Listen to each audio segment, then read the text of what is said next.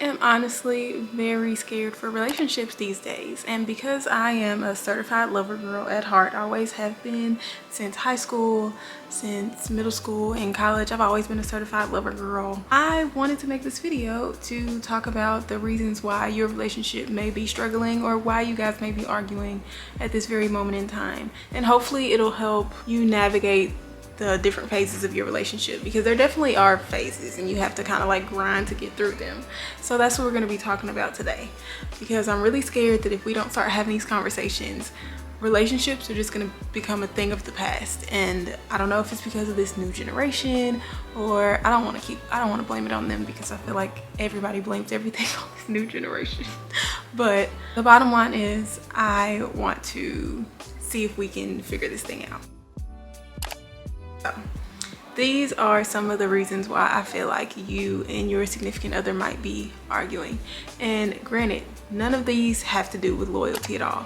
In my eyes, loyalty is the bare minimum. If you cannot get your partner to stop cheating on you, to stop messing around with females or messing around with dudes or whoever they're messing around with, then me personally, I feel like that's a lack of respect, and I don't feel like you can fix that. If they don't respect you, then they don't respect you.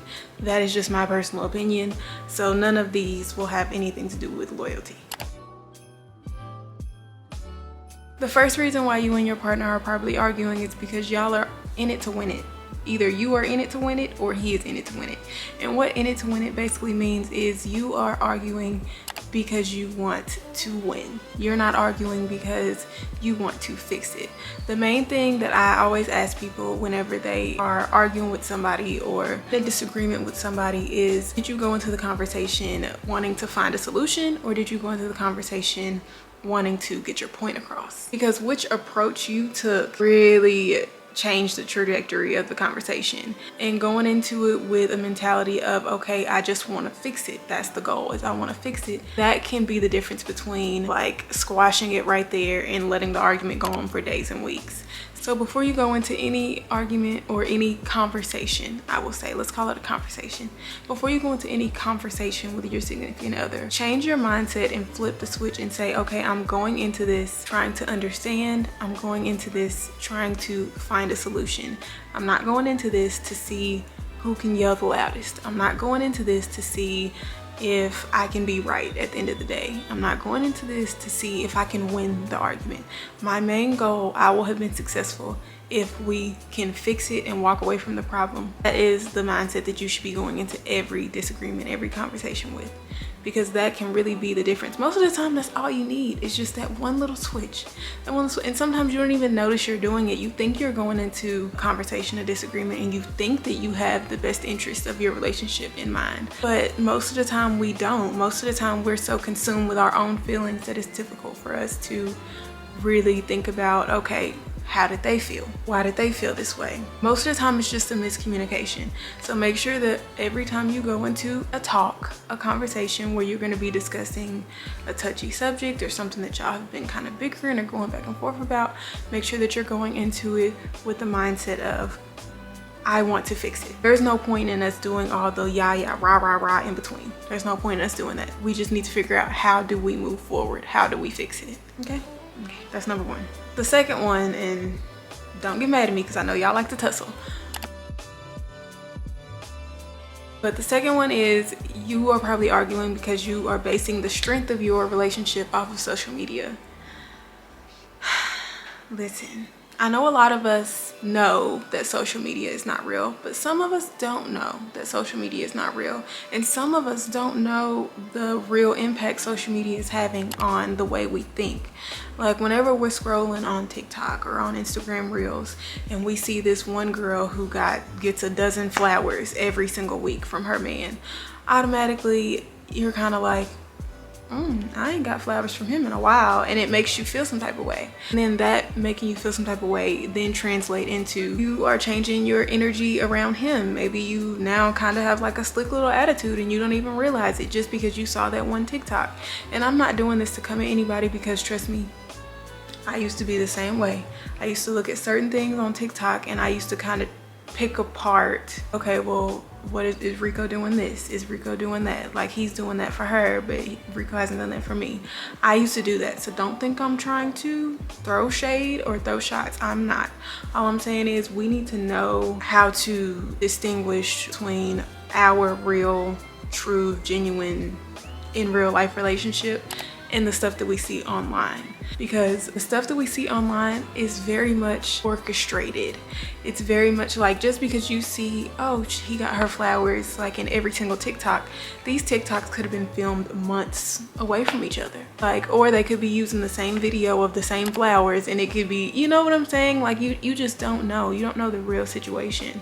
So please do not let these TikTok, Instagram relationships make you feel like your relationship is any less real, because it is. And then also, to that point, let me also say, the way that your man shows love may not be the same way that another man shows love. And you are totally okay in your right to be like, I want a man that shows love this way. I want the man that's like over the top dramatic, that plans all the things. You can say that you want that type of man, and that's fine. You will be totally justified, because that's your type, that's what you want. But if that's not necessarily always been a priority to you, don't get on TikTok and see that another man is doing that, and now all of a sudden you're putting all these expectations on your current man that haven't been there before. You know what I'm saying? Like, really figure out how your man is showing love. And if the way that he is showing you love is not how you receive love, then you have that conversation. But don't switch up the way that you receive love based off of how you see other women receive love. Like, for example, me, I could tell Rico, I want you to come in here every single week with a dozen roses. I could tell him that, but at the end of the day, I'm gonna put the roses on the counter and they're gonna die. And then I'm gonna end up having to throw them out, like, later on, and that's just gonna be something that I'm gonna have to clean up. I would much rather him come in here with my favorite candy bar, or some boneless buffalo wings, or some lemon pepper all flats from Wingstop. I would much rather him come in with something that I can eat. I love to eat, that's me. Now, don't get me wrong, on special occasions like Valentine's Day, birthday, like maybe even holidays, I don't know, or just any random day, I will accept the flowers and I'll love them, and I'll be like, oh my gosh, you thought about me, so sweet. But I'm not gonna pretend like I'm the type that just you have to give me flowers every single day, just because girls on TikTok have told me that he should be getting me flowers every day. So don't look at social media, look at TikTok, because I feel like TikTok is the worst. Don't look at TikTok and think, oh, my relationship is like not as good as I thought it was because this man is doing this, this, and this for this girl. And I'm only saying it in the lens of a woman because, one, I'm a woman, and I feel like us women are the ones who tend to kind of like get in our heads a little bit more. Men don't really think that deeply into stuff like that. So that's the only reason why I'm saying it from a woman's perspective. But please do not put those unnecessary pressures on your man and those unnecessary pressures on your relationship just because you see a certain couple doing a certain thing. That isn't going to do anything but add turmoil to your relationship, increase the arguing, increase the bickering, because now you're kind of just doing things for the look of it. You're not really doing things because that's what you genuinely wanted him to do. It's just kind of like the look of it. Now, don't get me wrong, if you see stuff on TikTok and you're like, oh, that would be cute to like do for my man, or like vice versa, that would be cute to do for my girl, then that's fine. I feel like it's okay to get ideas from social media, but don't base the whole sincerity and strength of your relationship just based off of what you see on social media. So that's number 2. Number 3, and this is a big one. You aren't willing to grow. That's why y'all keep arguing, because you aren't willing to grow.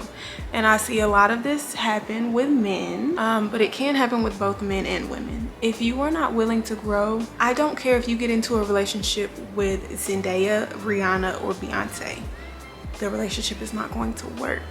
Literally, the essence of a relationship is you're always changing, right? People think that whenever you get into a relationship, everything's gonna be all so great, but at the end of the day, who you are at 20 is not gonna be who you are at 25.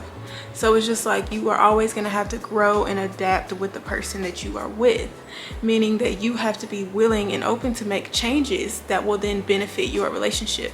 If you're not willing to change little habits that you do, and I'm not talking about don't change your whole personality, that's not what I'm saying. I'm saying like the little habits habits, like maybe she just wants you to kiss her on her forehead a few times out of the week, or maybe she just wants more hugs. You know what I'm saying? If you're not willing to make like those small little adjustments for the overall development of your relationship, then it's not gonna work.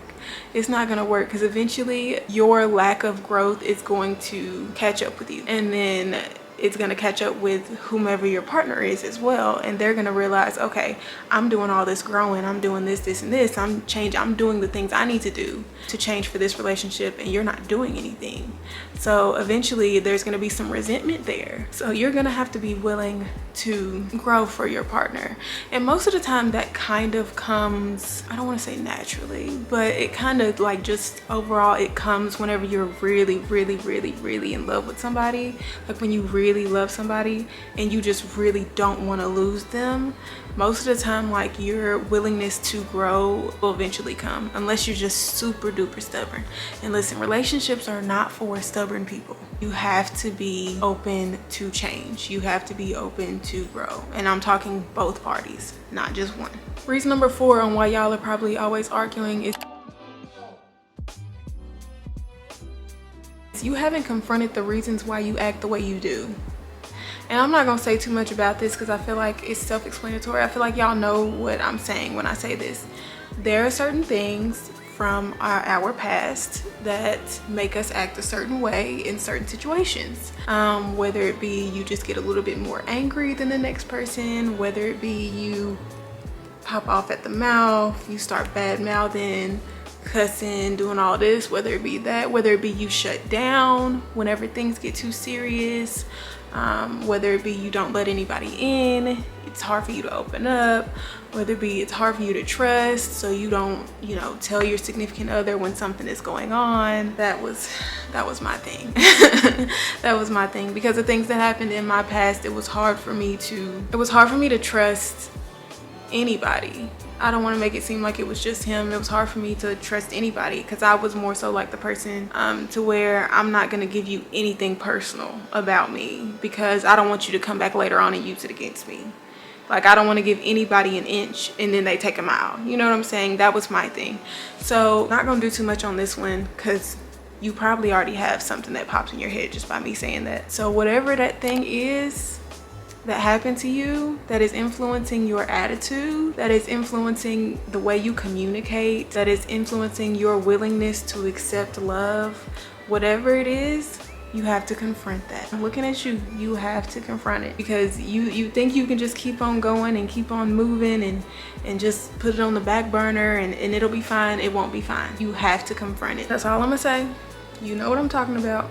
Confront it. Don't keep rolling it off your back. Number 5, and this is gonna be my last thing,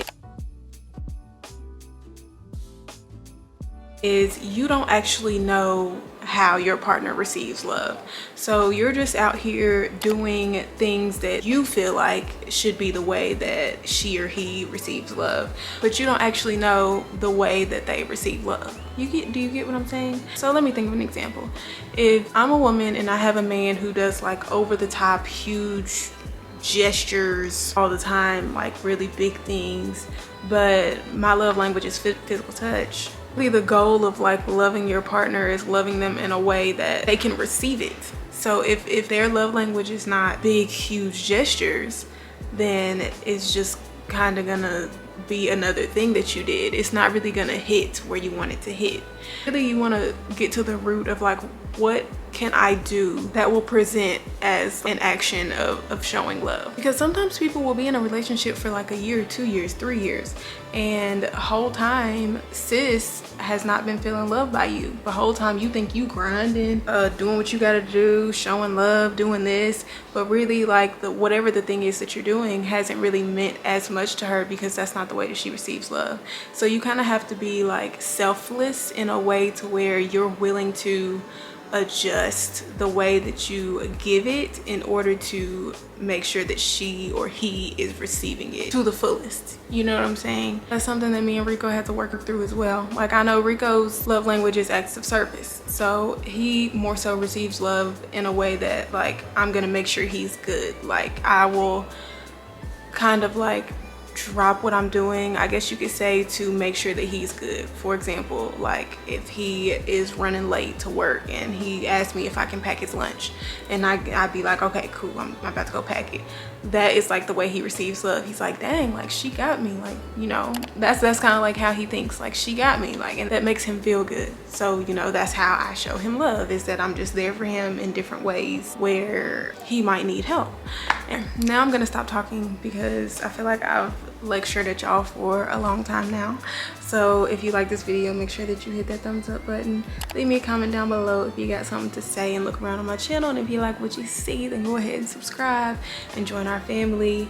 We're gonna be talking about relationships probably for the next couple of days, you guys, because I feel like me and Rico have done a lot of work to get to the place that we are today. And a lot of people may not even realize how much work we've done to get to this space. And the trajectory of relationships is really making me sad.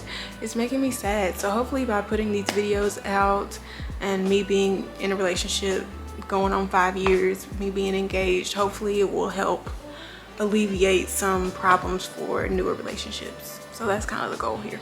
So I'll see y'all in the next video. XOXO, Aniyah and Shay.